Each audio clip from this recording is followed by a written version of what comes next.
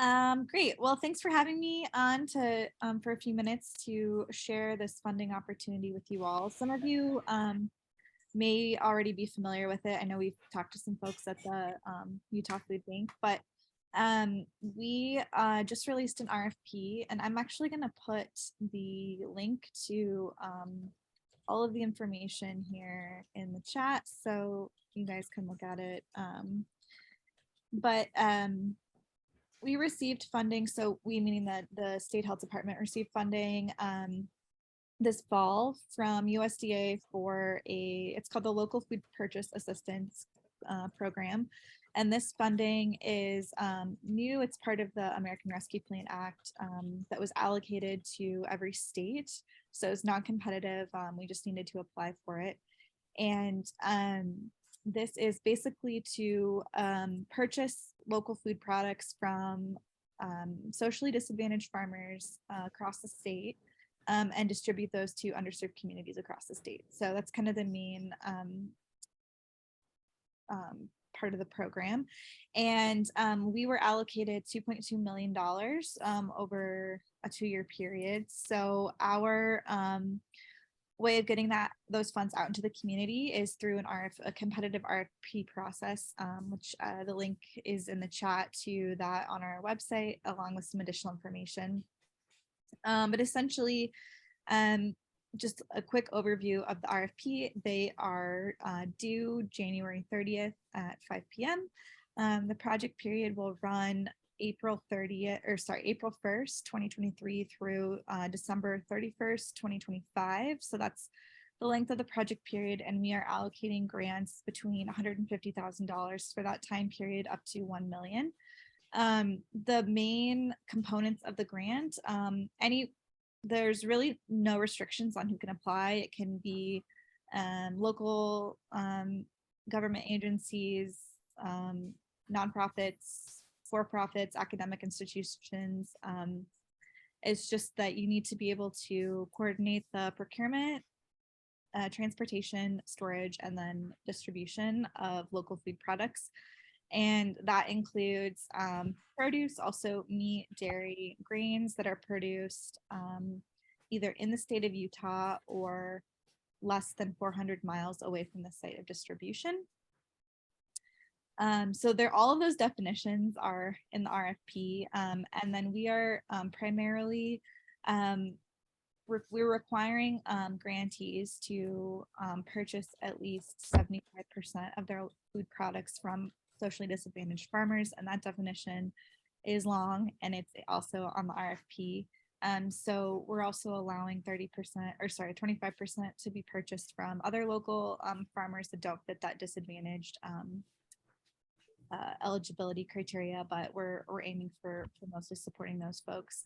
And we are starting a crowdsourced farmers document, which is also on that link for farmers that might meet that criteria and are interested in the program. So I know that this is a pretty new concept in general. There are some folks in the state that are already kind of working on this, what is now being called the farm to pantry or farm to food assistance kind of program. So we're expecting a lot of potentially needed collaboration. I think food banks and food pantries are great partners for collaboration, or could apply for standalone project depending on your capacity to coordinate with farmers and transport and distribute items. And then lastly, we are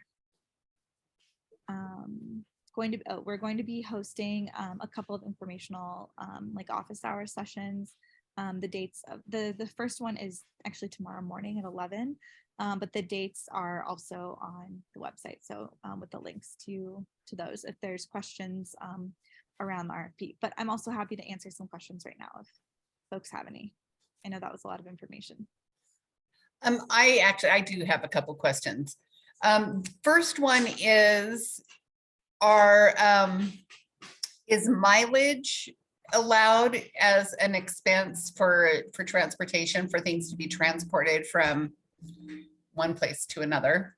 Yes. So there are some specific restrictions on funding, what funding can be used for. Those are also in the RFP. But in general, we are allowing folks that apply to use up to 40% of their funds for like what we're calling administrative or capacity costs, which includes staff time, transportation costs, like small equipment purchases under $5,000. Like supplies and materials. So minimum 60% of the funding has to be used directly to purchase food products, but 40% can be used on those things that support the efforts. And that But you said 60% has to be spent on food purchasing? Yep. And so 40%, up to 40% can be used for those administrative and capacity type costs, including fuel. Sorry, I came in really late. I don't need a re-explanation, but is there a new grant source that you're presenting an opportunity to apply for? Yeah, Brand, I actually, we can Share it in the chat. share Yeah. it. I'll do Yeah, that. send a link there, then I won't waste everybody's time since I was late. And Brent, there's a link. I sent a copy of the RFP in my reminder email yesterday, so you should also have that. Super, thank you. So did you say that you guys are trying to help compile a list of sources, like farmers and that stuff, for us to be able to, I guess that's a concern about, are we going to be able to find enough sources for the food to so you're not the first one with that concern. We've had that question asked before. So we're calling it like a crowdsource list. It's just a Google Doc where we are asking folks who either are farmers that could be eligible for the program and interested, or folks that know farmers that might be eligible, so putting them into that list. There aren't a ton in there right now, but we are working with our networks with the Farmers Market Network and also Extension and Farm Bureau to get that list to be more robust. So that is something that is required. I mean, obviously you need to be able to purchase food products. And for the application, you don't have to have specific partners solidified in place, but you need to have a pretty good idea of what types of food products you might purchase and how much. So having those partners in place will be a stronger application. And Natalie, do you have a set goal of how many grants you're going to do? And then is there going to be what the geographic distribution, what you want that to look like? So it just kind of depends on how much funding folks apply for. I mean, our goal is sort of maybe 3 to 6 grants. We just have a really limited administrative capacity on our end. So that's what we feel like we can manage administratively. But again, it just depends on what, how it ranks when we're going through scores and what folks are amounts are applying for. We would love to see distribution all across the state. We would love to see Southern Utah get money and participate in this. Yeah, that would be a goal of ours. And we've really been working to share that with folks in Southern Utah that might be interested in this program, but it's really anywhere across the state is eligible. So it's any Utah-based organization can apply. If I could just jump in quickly, just so you guys are updated from a pantry perspective, Utah Food Bank is partnering with the Farm Bureau, and we're putting together a joint ask for these funds, and that would then allow us to purchase that product and to have the product purchased and distributed to the pantry. So you'll be getting the product through the process of that type of grant. So that's one way that it can be done. If you choose not to write for this on your own based on your size or your time, you would still get product from the Utah Food Bank as we go through the process if we were to be awarded a portion of that. The one question that I might have is if, looking at the restrictions around those that we can purchase from, I'm always concerned about a limited amount of product being available compared to the dollars that are out there. So we're all trying to buy the same carrot. My question to you is, if there is not enough product and we have been given money through a grant, are we going to be penalized as an entity if we don't spend the money we receive from you in a set period of time? So the grant, that's a good question, Jeanette. The grant period, there's no flexibility on that. That is set through USDA. So it does have to end December 31st, 2025. It is on a reimbursement basis. So I mean, if we are allocated a certain amount of funding and you aren't able to spend up to that 60% on food product, you won't be penalized. You just won't receive that funding. We're not going to like penalize you if you used, staff time to support that and you run into snags. But I mean, that's definitely something that we, would discuss throughout the process. And if you have additional questions on that, we can talk as well. Just a concern, if we're all trying to buy that one crate of cucumbers and everybody's going for the same amount.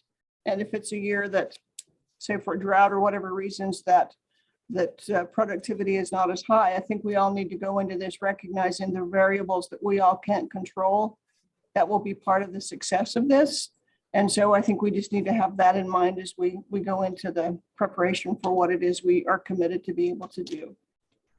Yeah, again, that's true. And thanks for that point. I mean, anytime we're dealing with food production, there's always definitely variables that are out of our control. I would say that given that there are, Utah, we do have quite a few smaller farmers, but there is that sort of large scale purchasing and distribution that is going to be a challenge. And so I would say identifying your farmers early on is a good strategy to partner with, just so that there's the time for them to plan for potentially planting additional crops or producing more for this, and sort of having that understanding of like their capacity and what they can do with your organization or other organizations. So.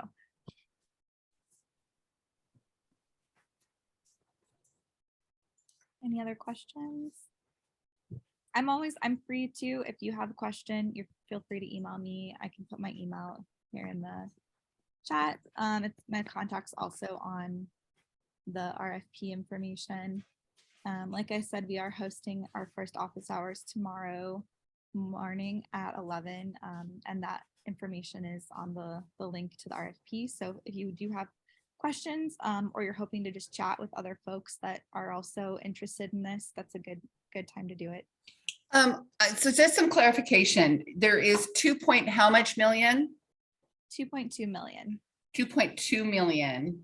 And so, and that's over 2 years. And are you just breaking that up evenly? So there's 1.1 for each year? No, the full project period is, so it's over, so it's 33 months. It's April 1st, 2023 through December 31st, 2025. And that's the project period. So the award amount will be for that project period. It won't be. Okay. Yeah. So you're not breaking it up into 2 different fiscal years. You're just doing a lump sum award that covers 2 years, 33 months. Correct. Okay. And so Jeanette just talked about the farmers feeding Utah Farm Bureau and Utah Food Bank doing a joint application. If there were a group of smaller or, other pantries who wanted to do a joint application, do they not need to let you, is that something that they need to talk to you about, or? No, not necessarily.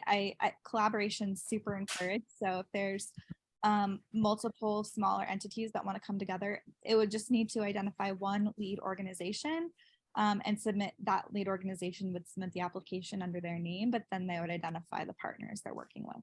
Okay, but just for clarification, say somebody applies for $100,000 and it's a joint application, 40% of that funding can be used for admin and those, what do you say? Oh, admin and capacity building. So they could, like a group of 3 pantries could apply have 40% of that be to help with staffing on the local level. Is that correct? Correct. Okay, okay. And that would be something, if there were that many partners involved, that's great. We encourage that. That would just be something that you would, in the application, would need to sort of identify the roles of each partner. And internally, if there is going to be funding going to like different pantries for different staffing, that will need to be figured out internally. So as far as Sure. the award goes to the one lead agency. But yes, you're correct. That's totally fine. But Natalie, it said on here, the minimum grant request is 150,000, right? Yeah, So is it- I just pulled $100,000 out of the air. So yeah. But for us, but for really small organizations, 150,000 might just be like wildly out of scale for what they need. Yeah. And so I think having a joint application for smaller pantries in particular, who need the capacity building I mean, they also obviously need the food, but in order to take sort of that on, they would also need some capacity building internally to be able to manage that piece of it. And the largest grant is $1 million, right? Mhm. So the maximum that the Utah Farm Bureau and the Utah Food Bank could get would be $1 million. Is that correct? Correct. Jeanette, do you know, are you primarily asking for money to purchase food, or are you also asking for money for the capacity building? Well, you know, the admin part for us is going to have to be some capacity building because of the tracking that's required for this process with the farmers and the purchases. You know, I can't put that into my procurement department as just an added, you know, task. I'm going to have to hire help. I'm going to have staff, at least one staff, to be able to take care of some of that. So I'm going to have to use some of it. I don't know that it would be the full 40%, but our goal is to be, you know, appropriate with a part-time person and then use the majority of it to purchase product. Okay, great. So, I mean, that's just something for us to, like, you know, as a group to be thinking about, or if there are other smaller pantries that don't receive state funding, that if there's interest in doing a joint application, we probably should talk about that sooner rather than later. So if we've got questions for Natalie, and I'm especially just thinking of that, you know, I mean, well, there's a lot of things I'm thinking about, you know, like it's such a great opportunity to farmers, but I also have some concern about their ability to produce enough product. But I also don't want small pantries who are maybe looking to expand services to not apply for this funding because 150,000 is too big of a pot of money. Because I think that that's something that we could figure out, and we could certainly, and I'm happy to, you know, to help facilitate that conversation if needed. And when go ahead, Jeanette, sorry. Be more than happy to help, you know, from a perspective with the groups if they want to come together and do that kind of a bid, because I think the piece that we could lend some insight into is the transportation and the cost to distribute that product after they finally get it. So we could probably help you with some costs around transportation and vehicles and all the things that it's going to take, you know, after the infrastructure and after we get that one carrot. Now, how much is it going to cost to get the carrot out there? So if you need help with any of that, we can lend a little bit of help with that as well. Jeanette, great. So what I'll do is when I send out the recording for this meeting, I will also do a prompt to set up a meeting to talk about a joint application. And again, I'm really thinking of, and I may reach out to some of the other smaller pantries too, to join a meeting. I mean, I'm thinking of like Tabitha's Way, for example. I mean, you know, that don't get state money, but might be in a position to do a joint application. So anyway, I'll send out a meeting request for those of you who are interested in maybe having a follow-up conversation about a joint application. Great. And that's so great. Thanks, Gina, because that's really what we were hoping for, honestly, with this is that I mean, we would love to have been able to have smaller amounts of funding go out to individual pantries, but just on a capacity wise, we just like we can't do that. So that's why we kind of set those restrictions, really hoping that folks could kind of come together and do collaborative applications. So that would be really exciting. And, Gina, as you go through that process, if a pantry finds that they just can't or are not in a position to be able to be part of that, please just be sure that they recognize they still will get product through this process that Utah Food Bank would be bringing to them as part of their regular food distribution from us to them. So they won't be going without if they don't have the capacity to be part of that group to be part of the smaller grant process. Yeah, I mean, that's what I was thinking. I was thinking too, Jeanette. And I guess I don't want this group to, like, I just want to make sure that we talk about that 40% that's available for administrative / capacity building. Absolutely. Because that is huge. Huge. And that could make the difference between a really small pantry being able to take on a project and not being able to, as you all know, I mean, food, like even having, purchasing food, unfortunately, is a part of, the reality that you all face, but we just don't often have access to funding that allows for capacity building. So that could, be a really good opportunity. So important. Okay, great. Anything else, Natalie, or does anybody have a question for Natalie? Oh, she's fine. Okay, great. Natalie, thank you so much for being here. Yeah, thank you. And like I said, I put my email in the chat. So if there's, questions that pop up, feel free to reach out. Okay, great. Thank you, Natalie. Christina. Okay, I'm going to quickly share my screen, which I should have done before. It's just got the, okay, there. Can you see my screen? It's got the agenda on there so that we can keep on task. Okay, so a couple of other things that I wanted to touch base about, and please feel free to chime in, is the upcoming legislative session and funding for emergency food assistance. So what was EFN, Emergency Food Network funding, and QFAF, as you all know, while those are two streams of funding, they come together in one on HCD's level, and those all get appropriated out of the same pot of money. This last fiscal year, there was more than $610,000 more in requests than was available. And as you all know, the governor appropriated just over $610,000 from ARPA funds to sort of make up that gap in funding. And so I know you are all talking to Karen and her office to get all of those contracts and timeframes and everything sorted out.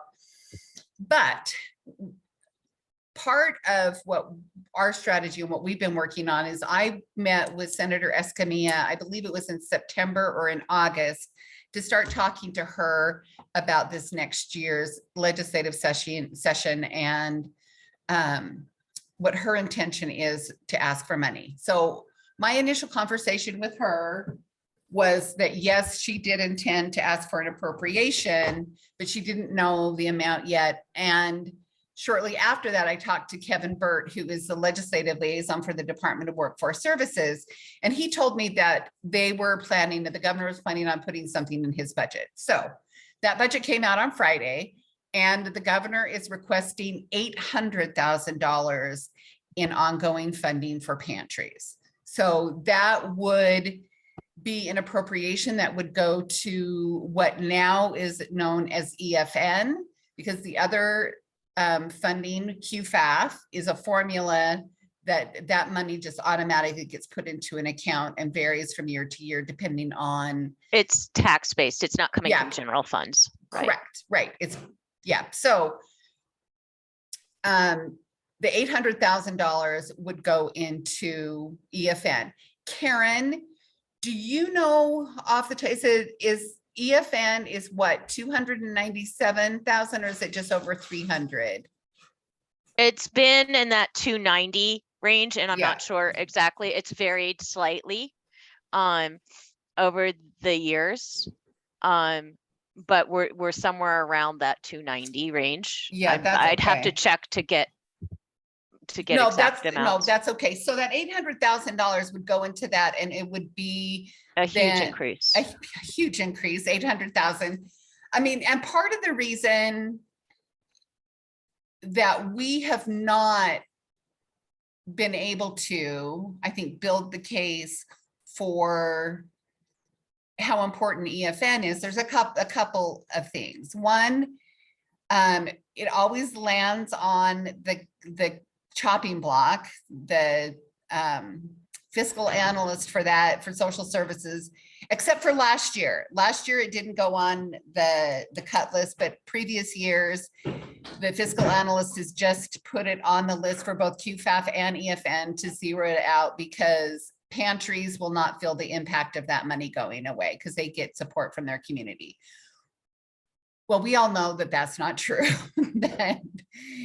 Often QFAF and EFN is often, especially for smaller pantries who don't have a lot of other funding sources, one of the most important funding sources for paying staff and paying your rent, those, you know, admin and capacity costs that don't get covered, or, that you're, all of those other budget items that aren't food.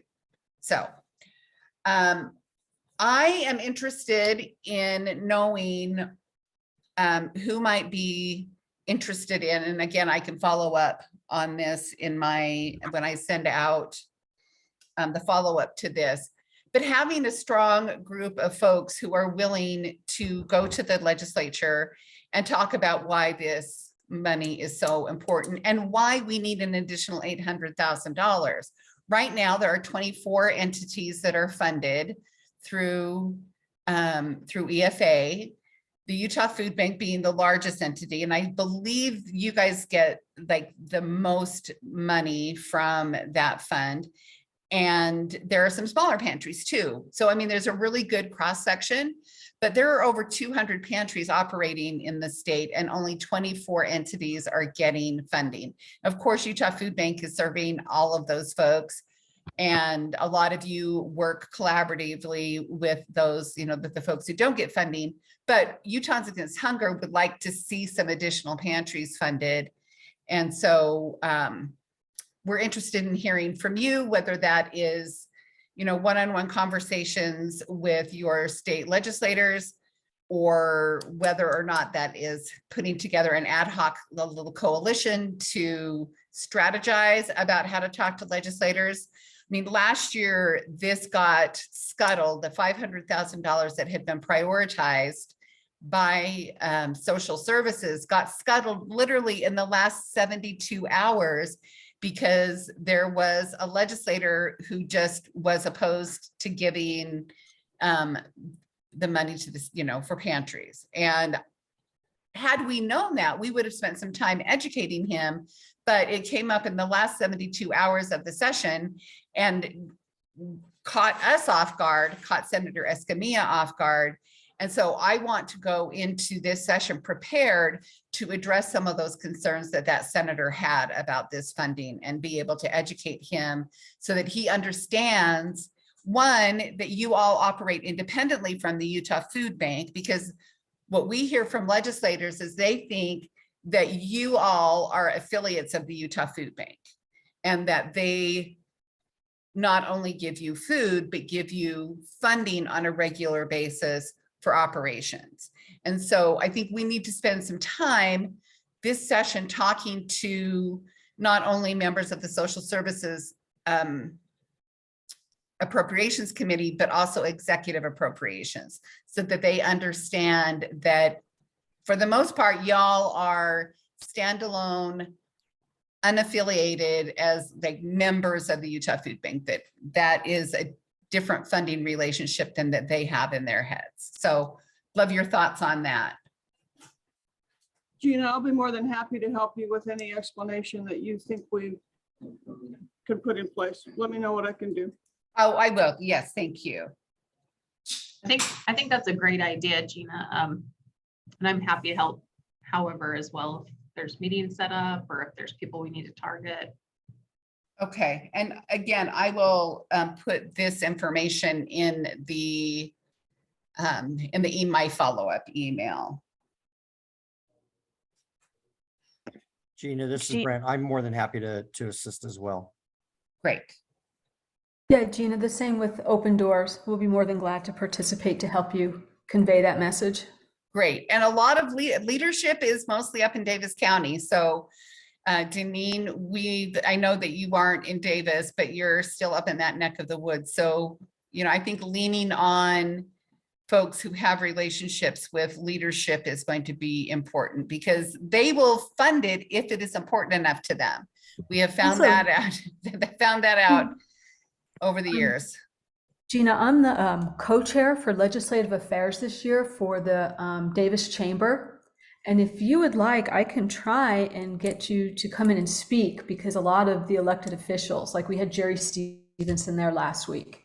Yeah. So it'd be a little bit more intimate if you're willing to come up and speak to them on this. I can Yep, try and see if we can absolutely. do that. Okay, that'd be great.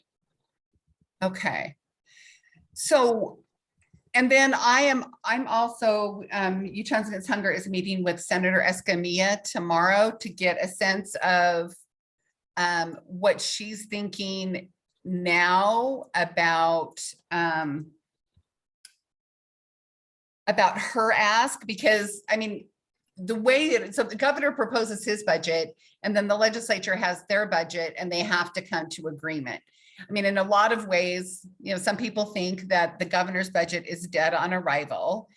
So a lot of the things that he proposes either get eliminated or at least, reduced amount of money.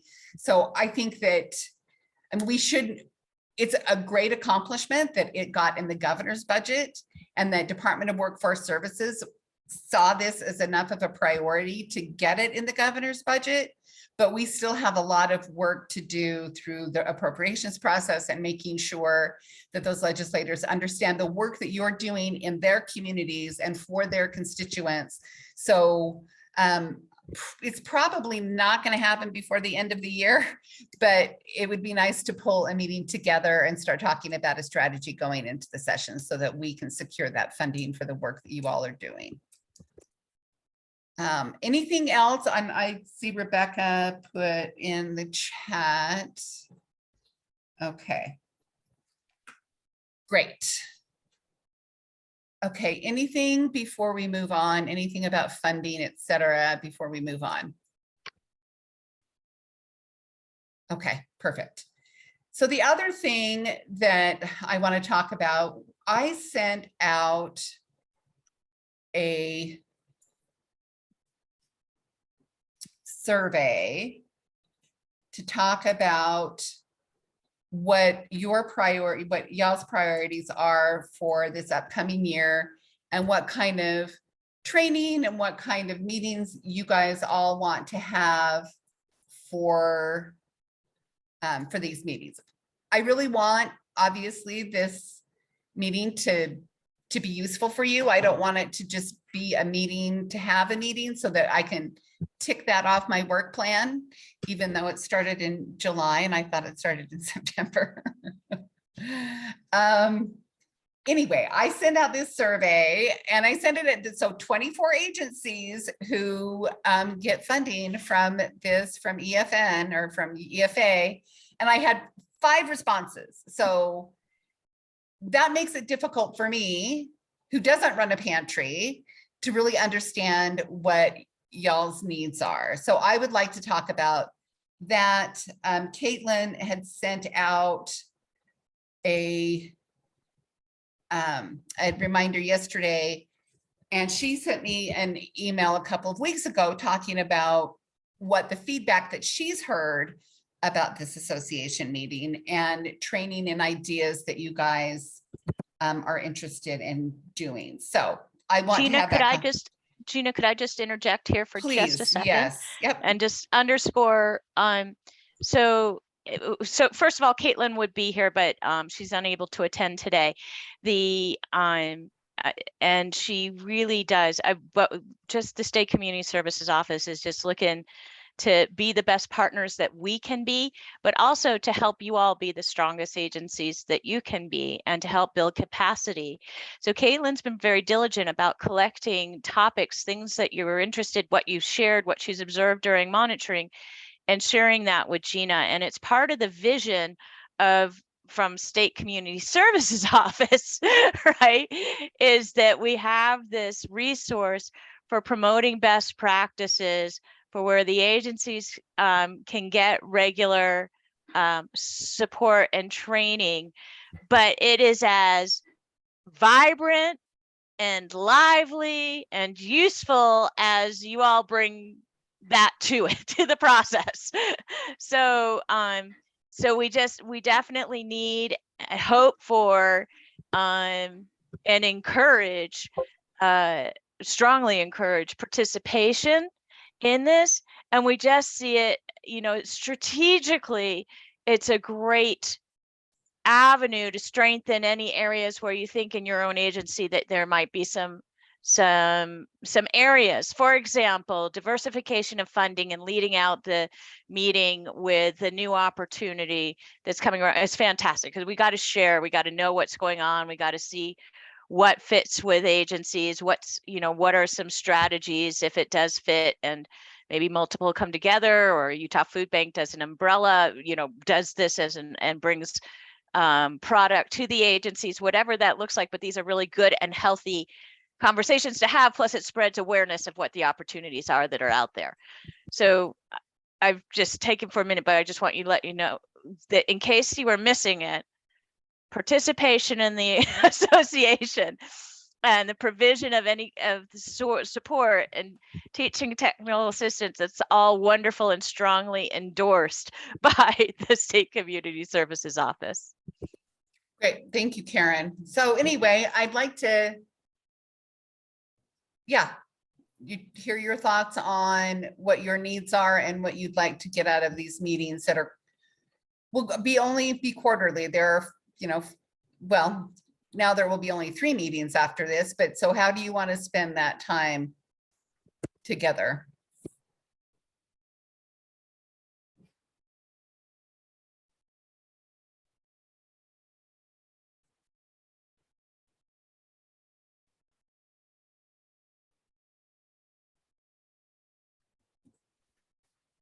Would it be welcome to have this be a combination of sharing updates along with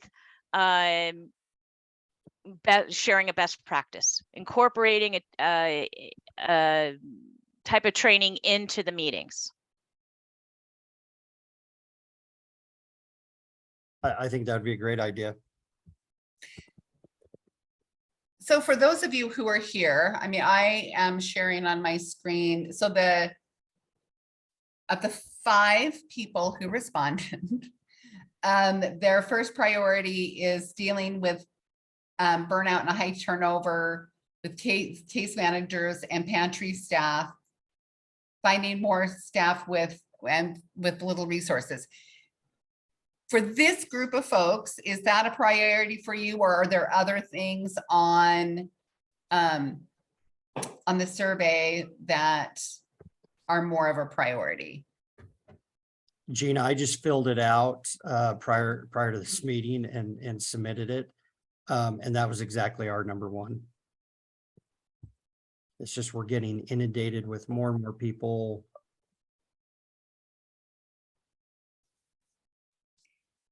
The same with open doors. That's a huge issue with us is not being able to retain staff burnout. That would be our number 1 priority.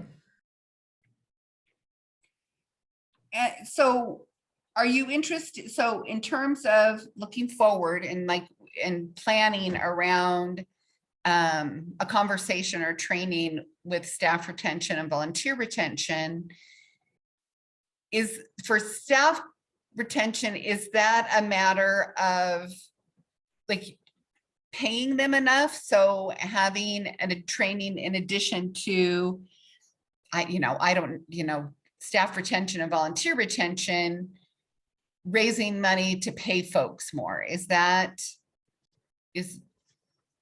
Oh, Brent.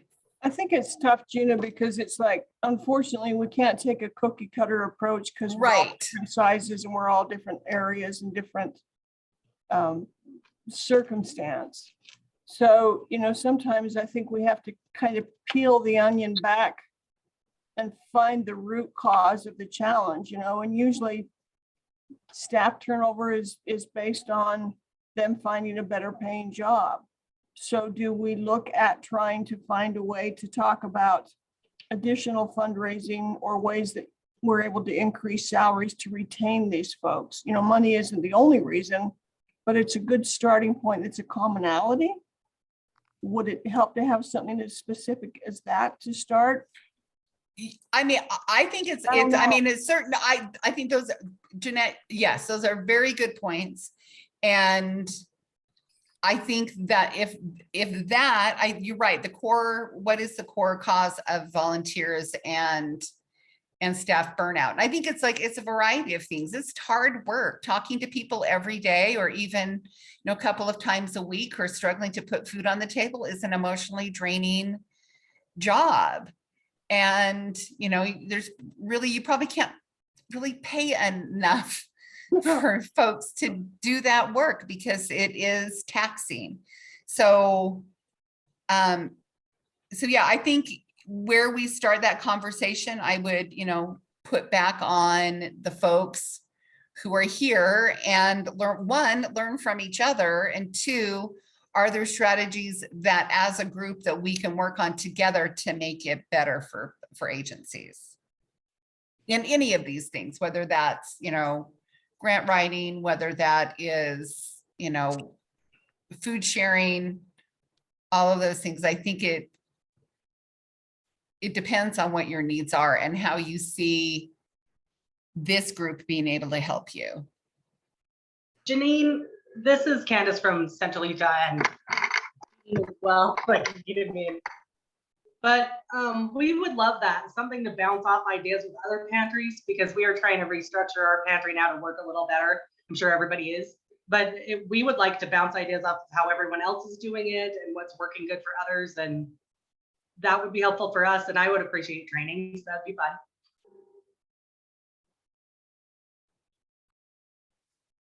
Other thoughts about how you want to spend your time in these meetings? Hey, Gina. Yes, Rebecca. I'd like to kind of add a little bit to what Candace said. I really appreciate the opinions of a lot of people in here, and I would love it if at every single one of these we had a specific topic that we all shared a best practice. What are we doing to improve blank in our pantry? I think that'd be very beneficial. Yeah, ditto. Exactly. Well said. What How about a non-best practice that we need help with? Yes, I think that, yeah, this should be a place where people feel comfortable to do troubleshooting. Well, what about trends, Gina? I mean, I hear all the time, I'm hearing, everybody's seeing numbers increased, pantries need more food, more help. But then that's the end of the conversation. Maybe if we came back to these meetings and we could have an opportunity to talk about trends, who are you seeing come to your pantry? Are you seeing people come from out of your zip? I don't know. If there's just some things so that other pantries can be aware that situations are changing, maybe we all can be better prepared. Yeah, and what I can commit to do is have a more robust agenda. So if we do a topic that, I don't know, just for example, tracking the number of people who are coming to your pantry, I will do some homework on my end and be able to send out materials and information to you all. And so you can be prepared to talk about those things.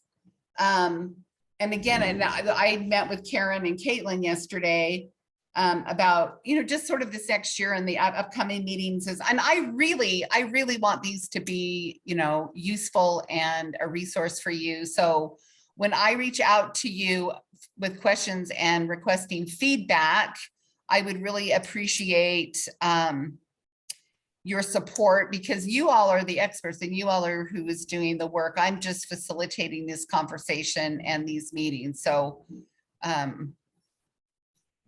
having your support and help on these issues would be very useful for me as a meeting facilitator. I support anytime that folks, you know, like-minded folks, right, can get together and share what is the real lived experience and lessons learned or lessons in process, thinking that perhaps, Denise, as you're saying, maybe the less we are not implementing our best version given our current results, right? I think that is great.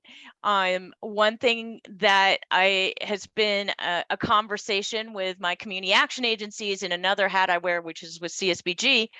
But of course, you know, this is worker retention is not limited to just the pantry world, right?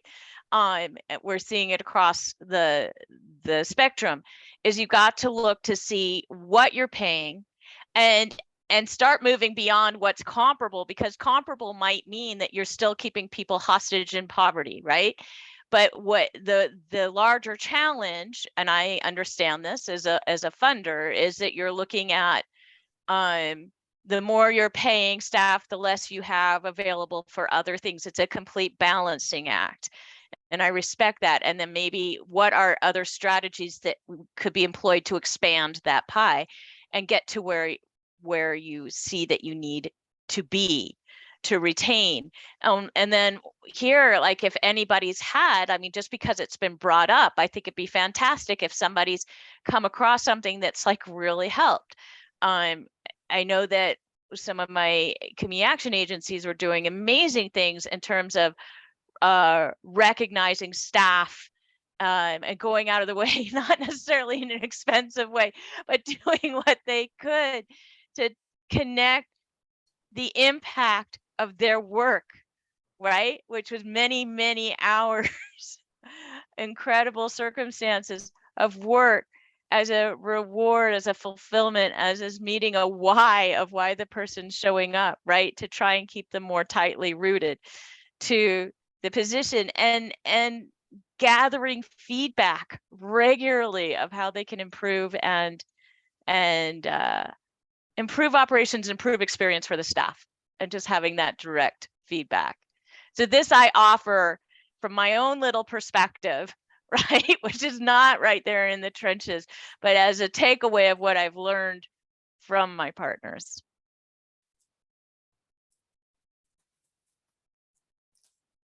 Okay. Oh, Marisha, were you going to say something? No, I just didn't have my thing on mute. Sorry. Oh, no, that's okay. Okay. Well, so what I will propose I do is I'm going to send out the survey again. And I'd like to get more than 5 responses. And then I will send out as a follow-up to this, what those priorities are. And then we can plan around that. And then the other thing, one of the commitments that we made that was based on stuff that came out last year was doing a best practices toolkit manual. And so I will also be asking for some participation on an ad hoc work group to get that done. And the person who is most interested in that is not on the call today. So anyway, I'll be reaching out. My follow-up email is going to be a lot of action stuff. So you'll see probably a bunch of follow-up from me. And I'm just going to start harassing you guys. If I don't hear from you, I'm going to just keep sending an email, and don't make me call you. Just like, because I hate making phone calls, but I will. So unless we have anything else to talk about, if we want to talk about around Robin, any stuff that is coming up that you want to mention, we can wrap up our meeting. So any last words of wisdom from folks? We have And a I just want to question. offer, just for planning purposes for the group, we are looking, SCSO is looking to try and have our funding opportunity slightly earlier. Normally it's May. We're going to try and push it to April. But it means, of course, that we will not have numbers from the legislative session. We hardly have them in May. But just in terms of our own internal timings and competing demands, it would make a lot more sense. So I just want that to be on people's radar, and Caitlin will be in contact with all of you about that. Great.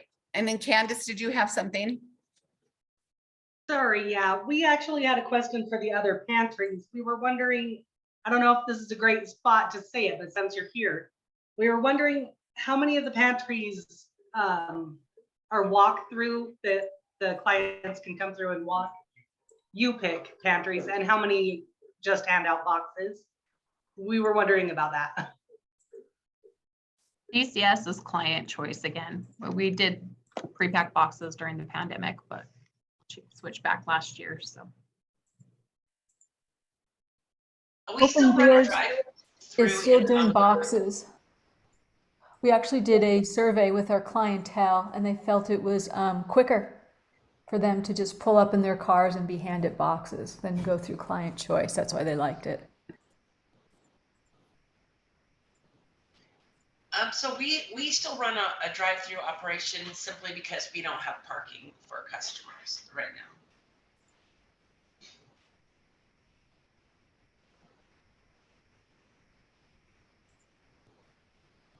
Other folks? Okay, oh wait, I have something in the chat. Okay, we do client choice. Okay, anything else we need to talk about before I let you go? Okay, so look for an email from me and I will follow up with those of you who expressed interest in working on some legislative stuff and then the other things too. So enjoy the rest of your day, stay dry. It's still snowing out there, at least here it is, and we'll talk to you soon. Bye. Thanks, everyone. Gina. Happy holidays, everyone. Be safe. Happy holidays. Holidays. Thank you.